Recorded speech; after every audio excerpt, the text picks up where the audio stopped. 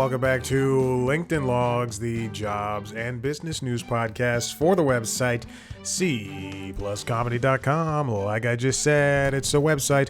Go there. Welcome back in. As the theme song fades out, this is episode 110 of the show that reframed itself at least 3 or 4 times. Well, here we are doing another week of jobs and business news. Let's talk about my job right now. Well, as I have mentioned in the past couple of episodes, I am looking at the work laptop right now. It is the middle of the workday. I do have a meeting very soon. I've gotten a bunch of new responsibilities. It's the same responsibilities, just doubled for more networks. I also got a haircut, so you might see that. I was supposed to get one last week, and then I walked.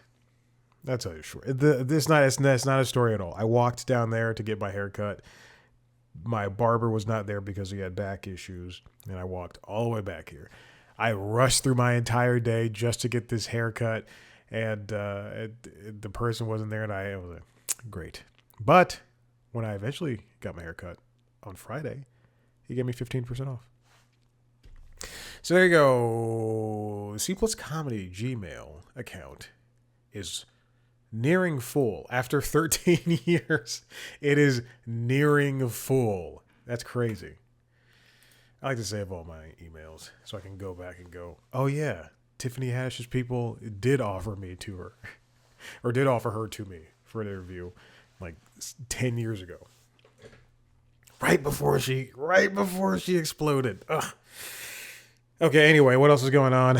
So for these new responsibilities, we had like meetings about them like 2 weeks ago, and I knew they were coming. And then last week they slowly but surely started trickling in. And at some point, Maverick is scratching himself. At some point, today's the 21st. On 4/20, I was, quite frankly, about to start working out again. It was the workday was almost over, and I was setting up the rower over there to start rowing. And then I sat down on it, and I got 1 email, 3 emails, 7 emails. I got like 10 or 12 or 15 emails at the end of the day. And I was like, the fuck is going on here? I started looking at them. I went, this is not for me right now. This is not happening because I have that power. I'm not allowed to work over 40 hours and then because that's overtime. So I set them aside for this morning. I did answer 1, but then I set the rest aside for this morning. I sit down and there's more than there were last night. I was like, what's going on? And now I because it's so hot outside, I have to take Maverick out sooner. So now instead of doing noon-ish, I have to do 10 or 11. I start work at 10. And I had to answer some emails, and then I rushed him to the dog park. Also, I was tagged in things that were sent out earlier and later last night and earlier this morning. And I'm like, guys, we don't start until 10. I don't start until 10. So don't freaking tag me in nothing. And I'm just looking over everything that's tagged, and I'm like, this is so much work. I've had this much work in years. Oh my gosh. It was fine. I knocked it all out when I got back from the dog park. Yeah, I still went to the dog park. If I went later, he would have no one to play with, which means I have to play with him, and that's too much, and it's too hot for that. So I came back. We knocked it all out. I listened to U2 put out 2 EPs for Ash Wednesday and then for Easter for the end of Lent. And yes, they're both protest and religious. So they managed to fit those in again. I enjoyed it. And anyway, I was listening to them back to back because on the podcast, You Talking U2 to Me, hosted by Scott Aukerman and Adam Scott, Scott Aukerman suggested we will be getting a new U2 album, and then I'll get back to jobs and business news in a second. We will be getting a new U2 album. This is my favorite band. U2 is my favorite band. We'll be getting a new U2 album later this year, as Bono has previously said. I don't know if it's going to be this year. It might be next year. But in the meantime, with these 2 new EPs that are like 6 or 7 songs each, you put them back to back, it turns 2 30-minute projects into one album, essentially. And it was great.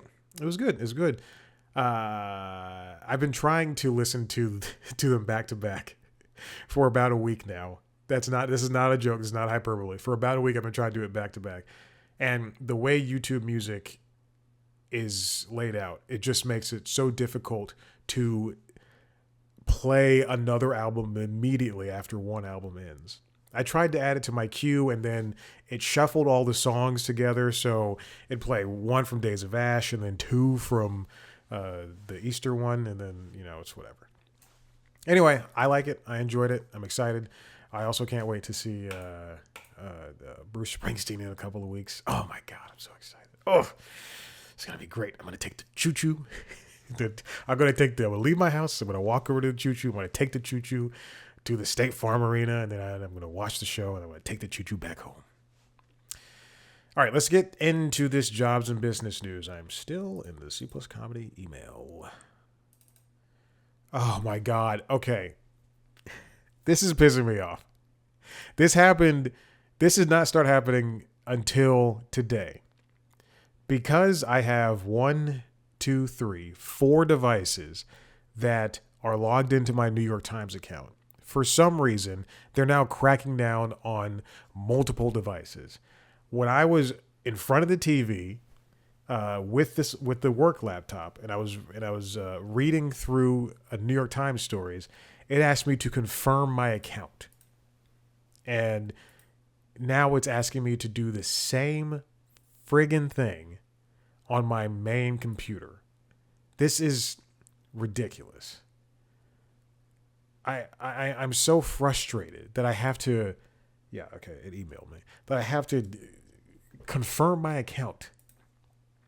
And so what if I give this to somebody else? It's logged in through my Google account. All right, let's look at this. This comes from the New York Times, written by Kaylee Huang and Trip Mickle. What a name. Trip Mickle. Trip with 2 P's.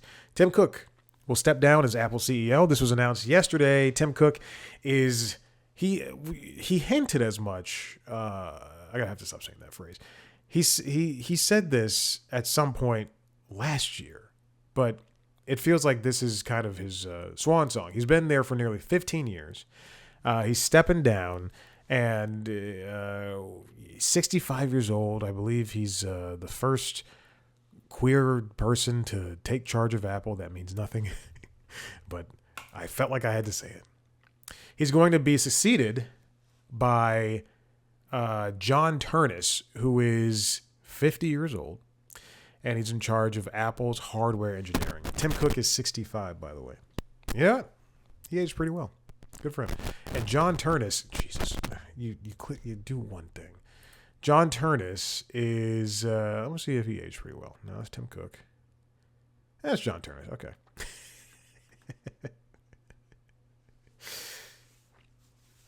Apple, I saw an infographic that said, that is not on this article, but ever since Tim Cook took charge of Apple, after Steve Jobs, I don't know why I couldn't remember his name, the company truly became so much more powerful financially. Here it says, during his tenure, Apple's profit quadrupled to more than $110 billion, while its value ballooned more than tenfold to $4 trillion. Oh yeah, Steve Jobs died in 2011. But he did replace, Cook did replace Jobs before Jobs died. I wonder how Steve would react to Apple now. Would he care about the $4 trillion cap? Would he care about Apple creating TV shows and entering the entertainment space? Would iPads and Macs be more different than they are now? Because even still, people want iPads to basically mimic Macs. But I don't think Steve Jobs would have wanted that. I think he would have hated it. I think he would have hated the directions that iPads have taken. I also think he would have hated the direction that iPhones have taken. He's a very, very prickly one, that Steve Jobs. Okay. So this is important because Apple is a huge company, and it's probably one of the least hated and most successful out there. Although, as they point out here, Apple is also navigating increasingly choppy political waters, including whiplash over the Trump administration's tariffs, a looming antitrust trial and geopolitical tensions with China. Tim Cook is also friendly with Jeff Bezos and Trump and people in that sphere, even if he's just swallowing his medicine. It makes no sense as to why he is kissing butt like this. Tim Cook said, "This is not goodbye. It's a moment of transition." He will remain, I believe, the head of the board. Let me triple check that board. Okay, Tim Cook board. I believe that's what I read or heard this morning. Yes, he's going to become the executive chairman of the board. That is according to CNBC. As you can see, NBC here.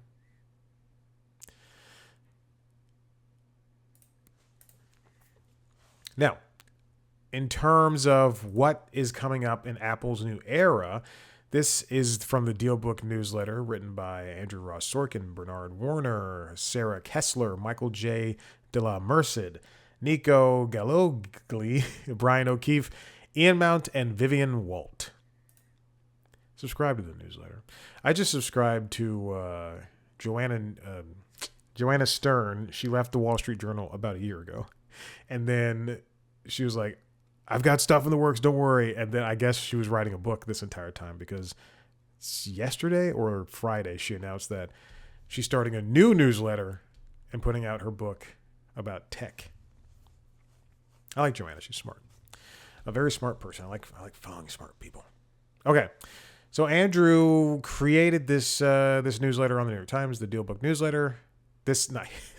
Yes, he created this, but he wrote this one about Apple's next, what could be coming from Apple in the following years.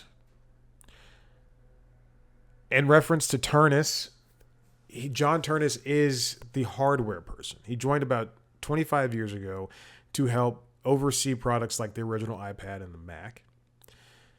During his tenure, Apple switched the Mac to Apple-made processors, a huge jump in both computing power and energy efficiency, and also, I guess, money for Apple, because Apple Silicon is, while I still think it's a little bit nascent when it comes to compatibility for a lot of things, because when I got this M1 Mac, it was not completely compatible with Adobe products, but it is now.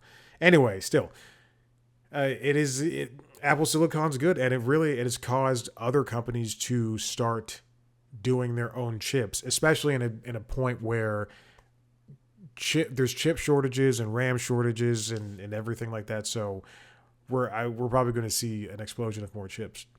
Google started doing their own silicon for their phones and maybe their tablets. I don't follow the tablets though. They also don't make a lot of tablets. I think the last time I put out a tablet was like 3 or 4 years ago. Has the Samsung have its own? It has the Tensor chip. I don't know. John Ternus's portfolio is hugely important. In his role as Senior Vice President for Hardware Engineering, he's in charge of developing devices that generate about 80% of Apple's top line. Like Cook, he's considered an even-tempered collaborator, an important quality for overseeing powerful executives like Eddie Q, the company's services head. He's a, quote, man of the people, his first boss at Apple previously told the Times. Okay, here's something that's very important. I saw this in a different piece, but I'm glad. Full disclosure, I have not read this, but I'm glad I've not read this newsletter. But I'm glad that Andrew Ross Sorkin and his beautiful separate eye colors have written this. There's something that's important about Apple in that they have a lot of products, and there's a lot of confusion surrounding how many products are out there. This Mac that I have for work is one of like this. Excuse me, it's a MacBook Pro, so it's one of like 3 variants, and because they have the MacBook Pro, and the MacBook Air, so it's one of 3 variants of the Mac family, plus there's like 4 iterations that you can get within the Mac family. So this is like the second or third most powerful version of this MacBook Pro, and it's one of like 16. There's 3 different iPads, but the differences are really in the price and the chipset. How many iPhones are there? There's an iPhone SE. There's 1, 2, 3 regular iPhones, and then an iPhone Air. So there's 5 different iPhones.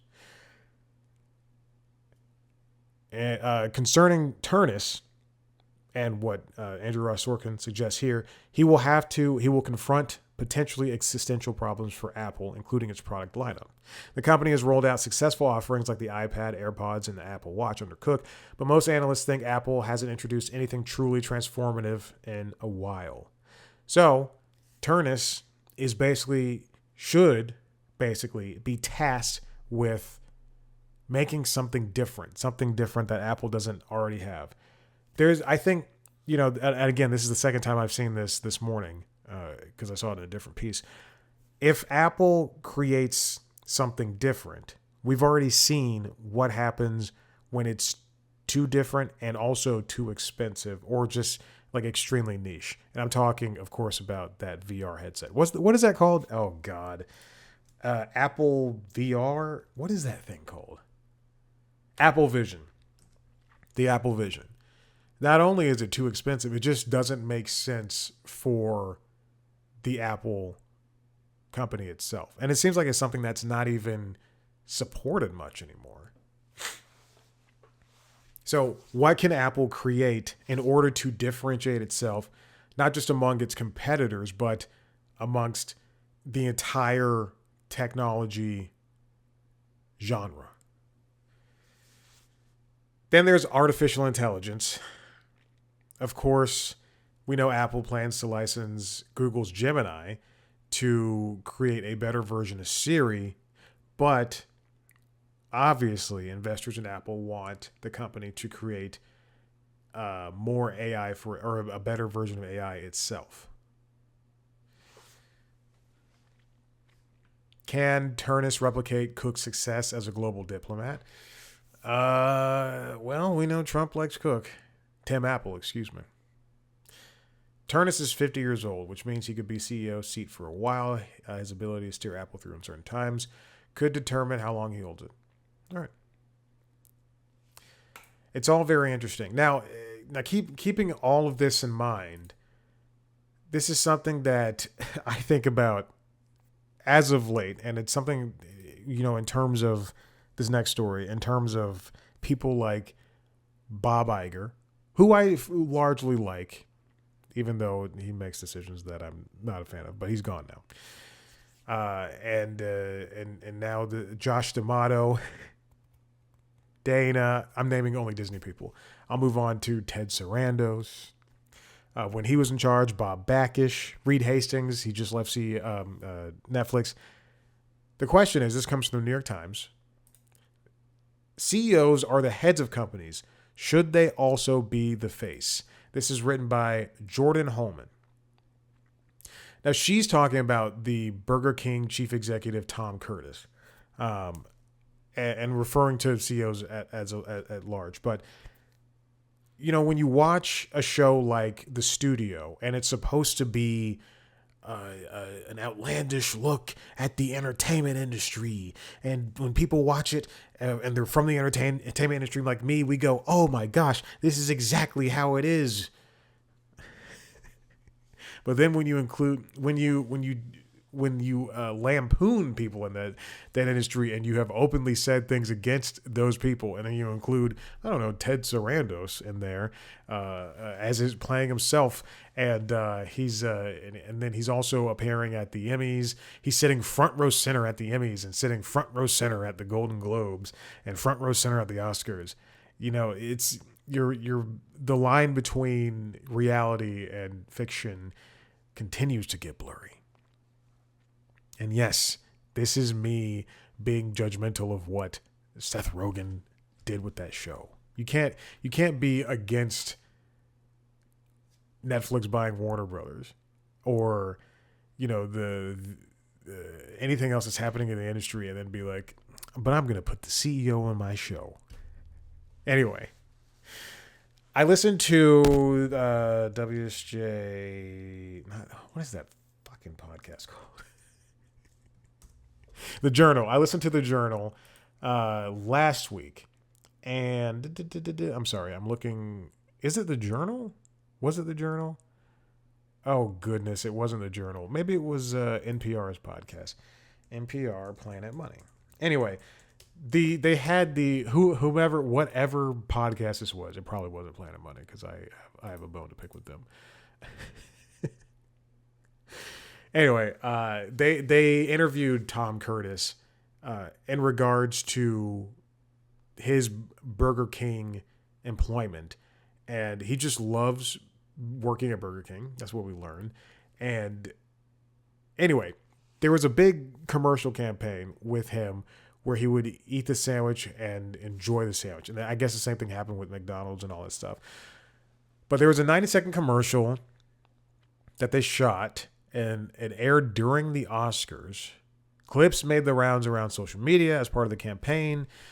Mr. Curtis shared his cell phone number so customers could call him directly. In the ad, the brand's mascot, the King, is kicked to the curb, while Mr. Curtis, wearing a name tag, answers calls. What is this commercial that they're referring to? I'm going to mute the computer. Here's the thing. I don't remember this at all. And I watched the Oscars. Oh, yeah, I remember this. Okay. It's set to Teenage Wasteland. Is that what it's called? Teenage Wasteland. All right. Anyway, for Mr. Curtis, for the 2 weeks, Mr. Curtis spent 6 hours a day wading through 41,000 voicemail messages. He talked to 1,500 callers who asked for new French fries and complained about broken store signage. I forgot I was still sharing this story. What was the podcast I listened to? Is there a history on Pocket Casts that I can dig into? Oh, God, there is. Yes. Awesome. It was The Journal. The episode was called, you're going to see what I've currently been listening to. The episode was called Can Burger King Regain Its Crown? It is from The Journal. And they talk to Tom Curtis about joining Burger King in 2021 and blah, blah, blah, blah, blah. So I was right. It was The Journal. I don't listen to so many business podcasts. Anyway, Burger King seems like it's on the upswing, and people, I guess, can know who he is. The only other famous CEOs were Dave Thomas of Wendy's fame, and Frank Perdue of the Perdue chicken family. We also know Elon Musk and Mark Zuckerberg. We know Jeff Bezos, and those people seem to really enjoy the fame and fortune that comes with being the heads of companies. But are those, every single one of these people I just named are white men, are those white men the CEOs that these companies need and deserve? Do people should people know the current Xbox CEO? Oh God. The craziest thing I just typed was Xbox CEO, and like 3 lines down, it was like black woman. No, Asha Sharma. The new Xbox CEO is Asha Sharma. Should people know who that is? Should people know who the CEOs are? Shuhei Yoshida. I know he's not. He's long gone. He's long gone. But should people know who was Shuhei? Was he a CEO? Who these people are? Now, if you are a fan of a sports empire, if you are a Dallas Cowboys fan like myself, and you wake up every day hoping that Jerry Jones has passed away, that the Jones family has died, and somebody could take over the reins of the Dallas Cowboys. Should we know who the Yankees general manager is? Are their faces emblematic of the franchises they owned? If something happens with the company, if something happens with Apple, is Tim Cook to blame? Or now, I guess, Turnus. It can be risky. For one, I'm reading the article now, chief executives may not be around for long. Consumer companies accounted for nearly a quarter of all chief executive turnover. That's according to a report released last summer by Chris Calder Associates, an executive search firm. Plus, the jokey vibe and irreverence of social media are not necessarily qualities associated with suit-wearing, spreadsheet-loving executives. But I do think that really helps people connect with these companies. And again, when it's somebody like Elon Musk and that becomes way too much, oh my goodness. I'm listening to Mel Brooks's book, All About Me. I think that's what it's called, or All About Mel. And I wanted to listen to it because he reads it, but I'm close to the end, and he's talking about Spaceballs, and he's talking about the lasting impact on the culture, and he refers to Elon Musk a couple of times, and I'm just like, buddy, he's not a good person you want to be associated with. Because Elon Musk uses the ludicrous mode in the cars for Tesla, and that's from Spaceballs, and Plaid, and that's from, and it's really like only like a couple of sentences, but I'm like, that's not somebody you want to associate with. When a company needs to respond for a crisis or pull itself out of a sales slump, billing the chief executive as the face of the brand can be an effective strategy. It happened with Lee Iacocca, who pulled Chrysler from the depths in the 1980s and became synonymous with the brand's revival. In other ways, it could be a not so good move.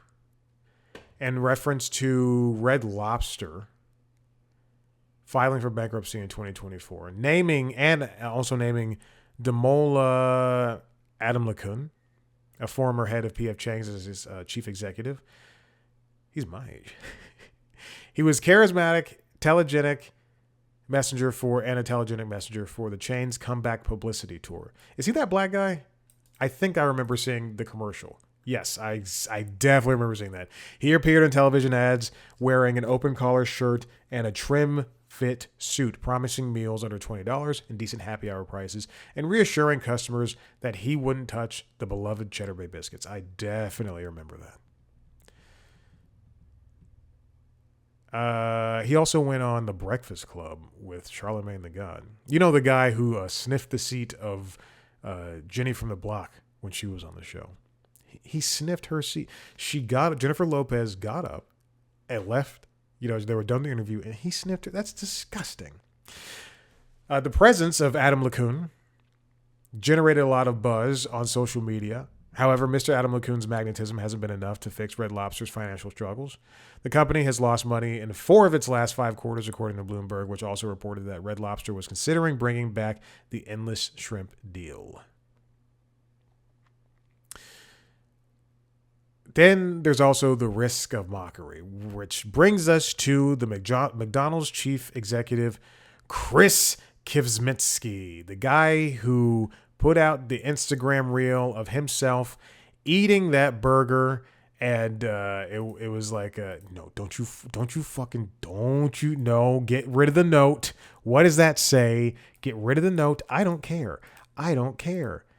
Yes, I can see that. I want to watch the video. There it is. Okay.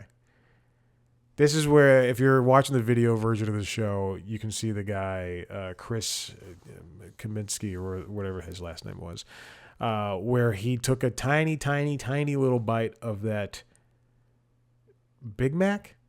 Big Arch. Excuse me. It's a Big Arch. So here he is. He's about to go. If you're watching the video, I'm just going to describe. He's showing off the Big Arch, which has a sesame seed bun. There's a bunch of lettuce.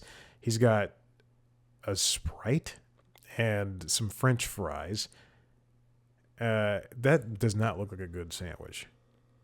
I understand why he would not want to eat this. Okay. He's holding the sandwich. You're taking way too long, my man. Are you about to eat it? Okay, here we go. It's got so much to it. Oh, there's some crispy onions in here as well. And then he's about to take his tiny little bite. Yeah, that was not a bite. That was worth the wait. I don't think I've ever seen that video, but I know the references. The video went viral, and people truly just went off on that guy. Now, there's also the idea that when you know this, when you feel like you know the CEO because you're a part of the company for so long, there's a communication channel that can open up too. Reddit was in crisis in 2015 when Steve Huffman, one of the site's co-founders, returned as chief executive after nearly 6 years away. He tried to handle the toxicity, and he's 31. Oh, then 31 in 2015. I was about to say. He did a lot of frequent AMAs, Ask Me Anything sessions, explaining the company's new direction, as well as engaging in occasional lighthearted trolling. Yeah. And then the same thing for Sonos. Sonos, there's a big issue when Sonos put out the update for their app, and then it broke everything, and they tried to win.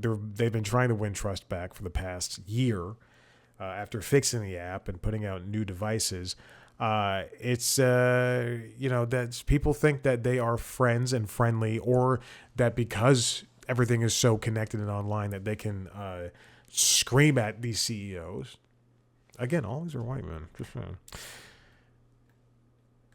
Should they be the face? Is this something that you want? This open communication, this vitriol that could come towards these people? Have we gone past the mascot era, quote unquote, and moved into the CEOs or the faces of the companies? I think that's a little bit more personable because, if someone is mad at Jack in the Box, they're just going to blue sky to Jack in the Box or Delta. And then, it's not, there's no Jack. There's no Jack responding to you. There's no Mrs. Delta responding to you. It's all going to be a person who works in social or HR or what, not HR, in social. But with the CEO thing, you have this open line of communication to the Reddit person. If you want to scream at Burger King because the signage is broken, then you can call that number. We've already moved past mascots, but I think we should bring mascots back. I like having mascots. Mascots make a company seem like it's much more willing to be fun and play, and it doesn't always have to be so. Because like seeing the Burger King and the Burger King commercials was always so great. It was always so fun. And playing those Burger King video games on the Xbox 360 that cost $5. You had to go to Burger King and get a meal and buy those games. It's beautiful. That's a beautiful thing in marketing. But now marketing can be done in so many more, so like just different ways, just such different ways in comparison to just having TV and print ads and billboard ads. Now it's all social and viral campaigns. All right, I'm done. I have to go to a meeting. Listen, if you like what you heard here, head to the website, cpluscomedy.com, where you can see me talk to famous people sometimes. What else? No one's coming out. No, nothing this week. Next week, though. If you want to see a video version of this show, go to youtube.com/C+Comedy, where you can see a video version of the other podcasts. Late Night Lately, the Late Night Show, and the Constitutionals podcast, the Entertainment Business News Show. And you can also see video versions of the interviews I put out under the interviews. Subscribe to those shows wherever you get your podcasts. Watch it on youtube.com/C+Comedy. If you want to follow us on social media, at C+Comedy on Blue Sky, Instagram, TikTok, YouTube, me on those platforms at Chad Black White. Thank you so much for listening. We'll see you next time. Bye.